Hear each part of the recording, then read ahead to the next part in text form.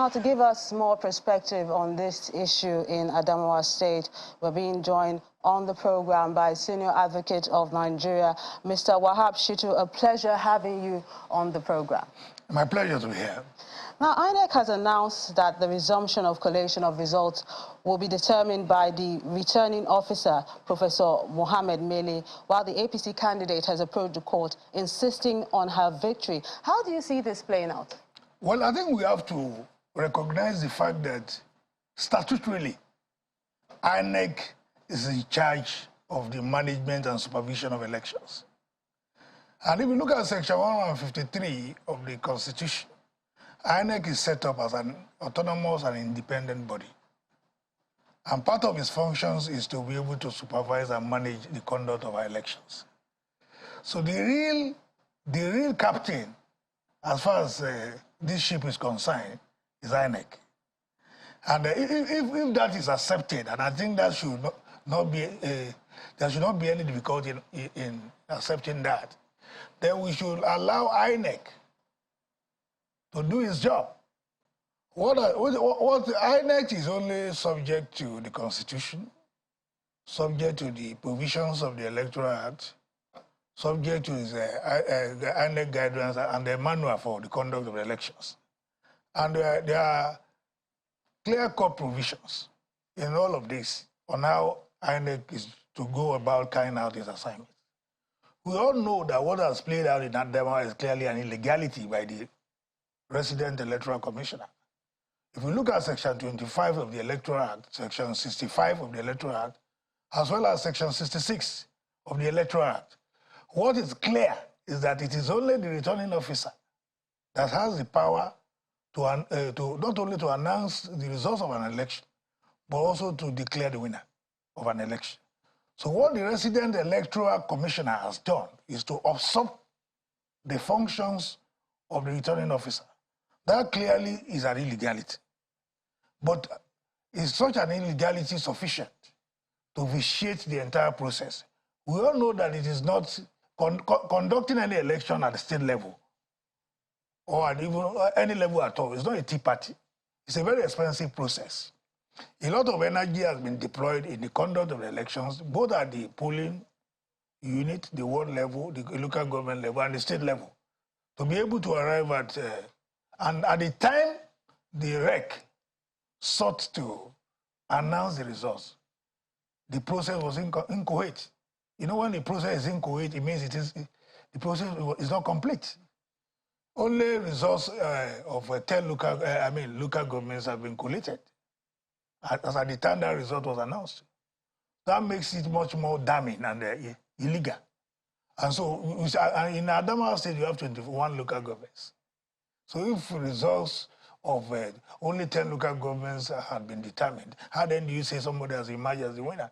But even with this illegality, as you mentioned, it did not stop Mrs. Aisha Binani from approaching the court, and the court has given conditions for hearing her case. It's asking her counsel to address whether or not the court has even the jurisdiction to hear her application within 3 days. What do you think this means for her? Well, I think our democracy can only function effectively if we allow it to be regulated by the prescription of the rule of law. The process has not been completed. INEC has a duty to determine how the conclusion of the process. INEC cannot be prevented from concluding the process. And INEC has also shown, clearly that it is ready to conclude the process. One, they have taken disciplinary action against the REC. It has been suspended. And if you look at Section 6 of the Electoral Act, you will know that INEC, the REC reports to INEC. The the Resident Electoral Commission takes instructions from INEC. So INEC has a right to take disciplinary action against the REC, and they have done that. Yeah, they've done that. And they are also saying that the returning officer will determine subsequently when the collation will resume and be concluded. I think INEC should be allowed to do its job.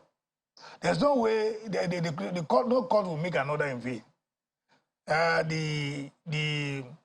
The candidate of the APC may have approached the court. She has a right to approach the court. But whether that process, that attempt is a useful or a futile exercise remains to be seen. In my view, there is no law court that will prevent or preclude INEC from concluding an exercise it has started. And if we look at Section 149 of the Electoral Act, INEC is also given, if there's any error in the collation process or any action taken by any officers of the Commission, INEC has the right to validate or take such appropriate actions that is necessary to ensure that the process is effectively completed.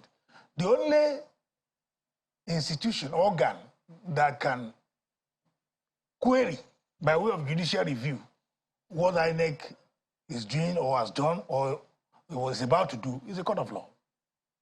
Because our democracy is a democracy regulated by the rule of law. But we also know that our courts will not ordinarily act except there is an emergency or except there is a course of action. Now, a process that is supposed to run full course, 21 local governments aborted midway by sudden announcement of a winner. So that's the process in Kuwait. The court knows that. The court will not say, oh, now that a process that's in Kuwait cannot be brought to full realization by the body that is statutorily charged. More so when INEC has demonstrated capacity to conclude the process. I think all players must allow their actions to be regulated by the rule of law. Rule of law, rule of law, rule of law. Once we allow our actions to be regulated by the rule of law without interpretations bordering on vested interest, then our democracy will thrive. Because it is only when we follow the law, because the provisions are clear, devoid of any ambiguity, that we can forestall anarchy or crisis. And what the REC has done, or has done in Adamawa State, is an attempt to invite anarchy. Okay. And then everybody should condemn that. Whether you belong to APC or you belong to PDP or whatever party. And INEC has repeatedly distanced itself from the actions of the REC. Which is very clear. And has even gone further. To ask the Inspector General of Police to investigate and possibly prosecute the REC for usurping the powers of the returning officer. So do you think that this show of force and this will forestall any, maybe, will I say, REC who wants to go rogue in the future? Of course. I think we should invest faith in the electoral empire. And we should also invest faith in the capacity of the electoral empire to manage our elections. I know the chairman of the electoral INEC. I know him very well. I know he's a man of sterling integrity. And I also know most of the, those who are in charge of these elections. And I think the starting point is for Nigerians who have faith in the electoral empire, that it has the ability to be able to do justice to all manner of people without fear of favor. But ironically, the Commissioner of Police in the state is said to have been present when the REC did what he did. What could have been his excuse? As a law enforcement officer, would he say he was ignorant? And what should be his own punishment as well? The Commissioner of Police cannot be held accountable for what the REC has done. You see, like I said, if you look at the schedule of the Constitution, INEC is statutorily charged with the responsibility of organizing, supervising, and management of our elections. The REC is the representative of INEC at the state level. So if the person is proceeding in a particular way, the Commissioner of Police cannot say, stop, don't do that. No. Let him hang himself. And I believe he has hanged himself now. The body that has the power to control the REC is INEC, because the REC is primarily really answerable to INEC, not to the Commissioner of Police. I think we should get some of these things. We should put all of these things in proper perspective. Okay, Mr. Shitu, now going forward, what do you think can be done to actually resolve this controversy? Because there have been a lot of protests from both sides, seeing APC going to court, PDP hitting the streets day two. What do you think? My prescription for resolving this impasse is respect for due process and rule of law. And who is in a position to carry out that? In my view, it is still INEC. Has INEC demonstrated capacity to carry out? My answer is yes. Is INEC willing to right the wrong that has been committed? My answer is yes. Should we give INEC the power, the right, and then the atmosphere to right the wrong? My answer is yes. Should we continue to invest faith in INEC? My answer is yes. So I think INEC should be allowed to do what is proper, and it is in the process of doing it. We should wait how this and see INEC determine a date for coalition to resume. The returning officer, I guess, is in Abuja now.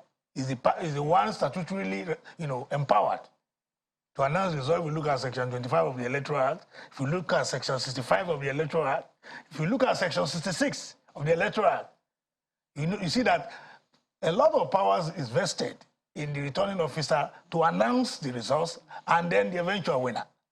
Okay. Luckily, that person is in Abuja under the supervision of INEC, and he will do his duty. Okay, Mr. Wahab Shitu, Senior Advocate of Nigeria, a pleasure sharing your thoughts with us on the program. It's my pleasure. Thank you.